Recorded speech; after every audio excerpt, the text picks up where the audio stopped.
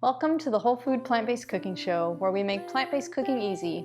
I'm Jill, and today we are going to make a super comforting breakfast casserole. Grab a plate, 'cause it's the all-free whole food plant-based cooking show. Welcome back to the show, everybody. I'm so glad you're here. I have another great recipe for you today, and it happens to be a breakfast recipe. And this was a recipe that was voted on by our supporting members. That is one of the perks that they get, is that they get to vote on one of the recipes I'm going to work on next. So this was it, and it's a breakfast casserole. And it just happens to be another recipe where you can use up some of that zucchini that you probably still have in your garden if you're a gardener. So I've already got my oven preheated to 450 degrees. And we're just going to jump right in, but if you want the printed version with all of the exact ingredients, there'll be a link in the details below. So I have one small zucchini. It's probably about a cup or maybe a cup and a half worth of zucchini chunks, just roughly chunks. Same as the red bell pepper. It's one whole red bell pepper. Kind of, bigger chunks. You don't need to dice them real small. You want kind of a nice bite. And then this was 3 russet potatoes, the same thing, kind of chunked up about the same size. And that's probably about 2 cups worth of potatoes. 1 red onion, same thing, same size. And then 8 ounces of mushrooms. You can use whatever kind of mushrooms you have. We just happen to have some of our what were these? These were oyster mushrooms in our Misfits box that are really delicious. But just the regular old button mushrooms work just the same. Okay, so our spices. We've got a ½ teaspoon of thyme, a teaspoon of onion powder, just because I like my onion powder. I put it on everything just for a little bit more punch of taste. A teaspoon of cumin, a teaspoon of smoked paprika, and some cracked pepper. And the cracked pepper is just to taste. It's however much you like. I kind of like a little bit of a bite to mine, so I get a pretty generous amount in there. And then just to get all of these spices stuck onto these vegetables, I've got a ½ cup of vegetable broth, and this is just a low sodium vegetable broth. I think it's the 365 brand. Oops, we missed some of that smoked paprika. I'm gonna miss that. Now you're just gonna kind of stir this up. I probably should have chose a bigger bowl. This is a little bit small for this, but you're just gonna try to get your vegetables all coated pretty evenly. And then I've got a cookie sheet here that is lined with parchment paper, because there's no oil in this. There's no oil in my vegetable broth either, so that's another tip for you. Check if you're doing oil-free. You want to check that box on your vegetable broth, because most of them out there put added oil. You don't really need it. Okay, but to keep these veggies from sticking to our pan, we just lined it with parchment paper. Now we're just going to pour this out, spread it out pretty evenly, and there's still some of that juice left in there. It's okay. Just kind of pour it over the top. And we're just going to spread it out. Why we're doing this is so that the potatoes can get pre-baked a bit, and then so that some of the other things like the zucchini, which is really watery, mushrooms are really watery, red peppers are really watery. We need to wick some of that moisture out so that you don't end up with a soppy, wet casserole. So we're going to stick this into the oven for 25 minutes, and then I'll show you how to make the rest of the dish.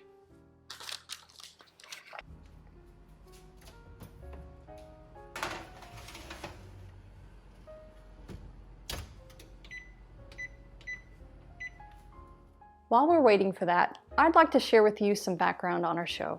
The Whole Food Plant-Based Cooking Show is crowd-funded, which means these free weekly recipe videos, along with our entire catalog of recipes on our website, plantbasedcookingshow.com, and our new Plant-Based Cooking Made Easy cookbook are all made possible in part by the generous patronage of our supporting members.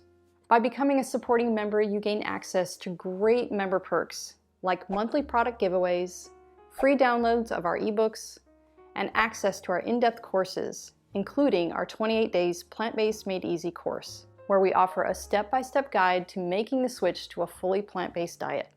We create this show for the hundreds of thousands of viewers just like you who tune in each month from all over the world to make it easy for everyone to live a plant-based lifestyle.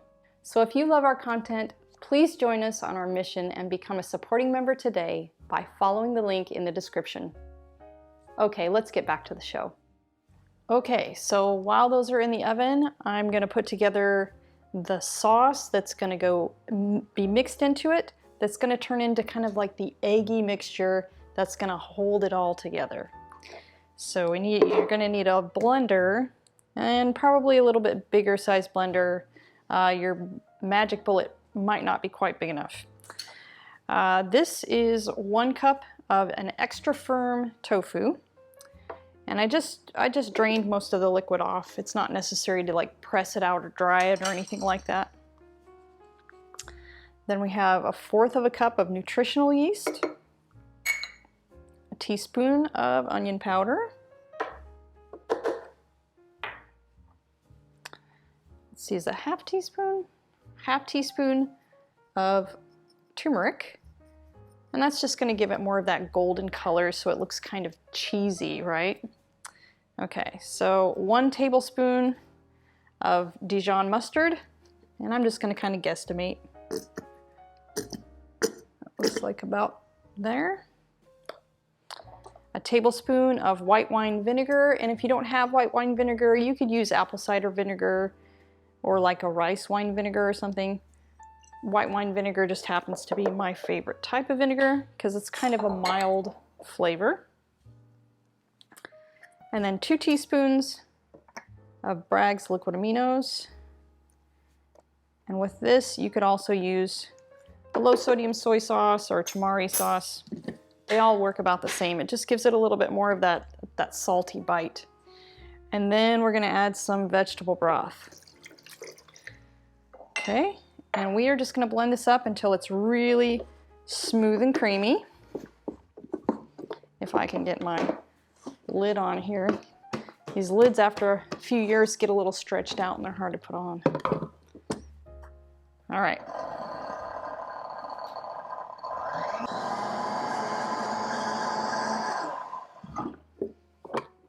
Okay, that's all you need. See, that's so smooth and creamy. Oh, that smells amazing. Okay, I'm gonna clear all this stuff out of the way and I'm gonna get my vegetables out and a brownie pan or like a small casserole dish, and then I'll put it all together.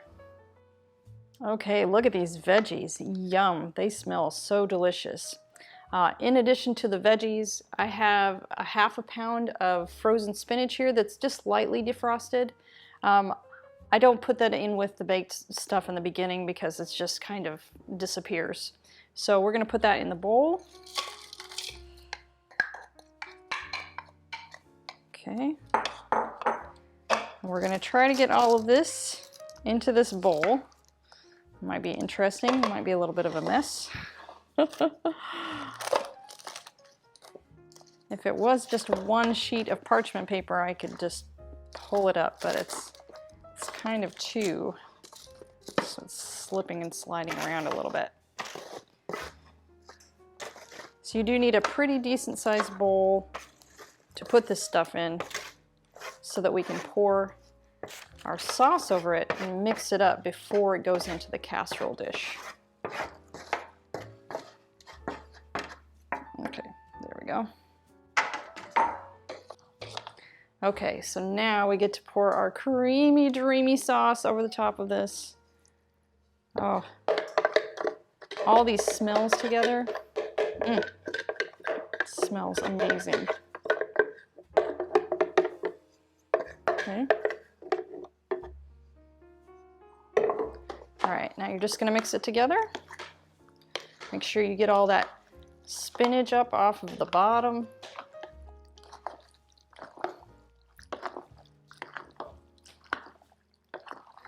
Okay, and then I have, like I said before, I have just a brownie size casserole dish.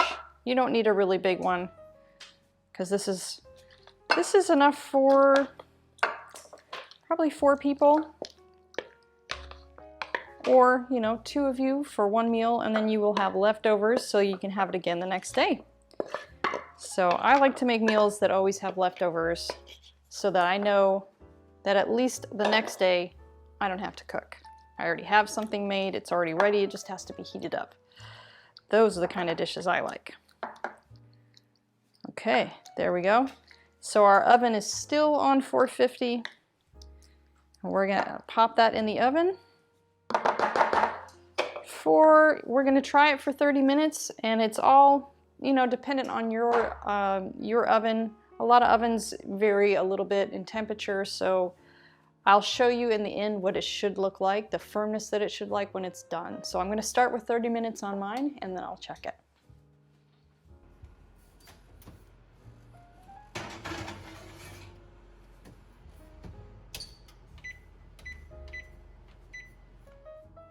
Oh my gosh, guys, it's out of the oven. Come in for a look. Oh, so you can see this. I wish you could smell it because it smells so good. All right, so I'm gonna let this sit. So it was perfect at 30 minutes. I'm gonna let this sit for about 10 minutes before I serve some up for myself, and I'll meet you at the table for a taste. Okay, my favorite part, the eating part. Okay, let's get a nice scoop of this out here. Oh, wow. So, it smells so good. Oh, wow, that's really steaming hot. See how that is? Look at that. That is just loaded with veggies, and what better way to start your day than to eat all of these vegetables for your breakfast? Amazing, right? All right, oh gosh, I'm probably gonna scald my mouth here. Let's see.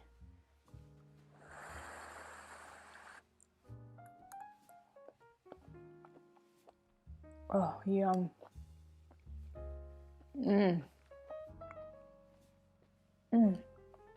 Oh, the red peppers and that creamy sauce. And potatoes. Oh, that is so good. And you can kind of taste the Dijon mustard and the vinegar. It's got a little bit of a tart bite to it that just gives you something really interesting. So delicious. So be sure to give this a like, guys, and I'll see you next week for another great recipe.